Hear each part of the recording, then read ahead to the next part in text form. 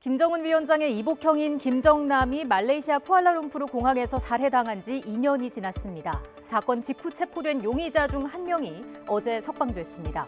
훈련된 암살자라고 했던 말레이시아 정부가 그를 석방한 이유가 무엇인지 궁금증이 큽니다. 사건이 발생했던 날은 2017년 2월 13일입니다. 쿠알라룸푸르 국제공항에서 인도네시아와 베트남 여성이 김정남의 얼굴에 VX라는 독성 신경제를 묻혀서 살해했습니다. 이들은 며칠 지나지 않아 체포됐고 이어서 리정철이라는 이름의 북한인도 체포됐지만 오래지 않아 증거 불충분으로 추방됐습니다. 이 밖에도 수사당국은 북한인 4명이 배후라고 발표했지만 도주한 그들을 체포하지 못했습니다.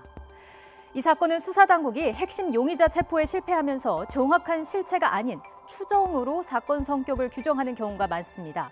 김정남이 살해를 당했고 두 여성이 실행에 가담했다는 사실, 그리고 수사당국이 북한인 용의자 4명을 배후로 지목했다는 정도가 사실입니다. 실제로 이들 4명이 여성들과 한패인지 그 배후가 북한 정권인지 여부는 추정할 수밖에 없습니다.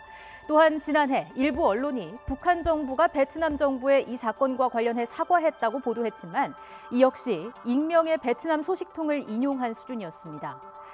이번 사건과 관련된 각 나라의 입장도 다양했습니다. 인도네시아와 베트남 정부는 줄곧 아이샤와 흐엉은 타국의 정치적 문제에 휘말린 무고한 희생양이라는 점을 강조했습니다. 북한은 사건 발생 이후 김정남이 아니라 김철이라는 자국민이 단순 심장마비로 사망했고 북한인 4명은 우연히 같은 공항에 있었을 뿐이라는 입장을 내놨습니다. 말레이시아 정부는 북한인 용의자 4명을 암살자로 규정하면서도 북한 정권을 배후로 지목하지는 않았습니다. 두 여성이 살인 혐의로 기소된 이후 유죄 판결 가능성이 높을 것으로 전망됐지만 어제 말레이시아 검찰은 아이샤에 대한 기소를 취하하고 그를 석방했습니다. 인도네시아 정부는 인도네시아와 말레이시아 간의 고위급 접촉의 결과라고 밝혔습니다. 자국민 보호 노력의 결과로 추측해 볼 수 있습니다.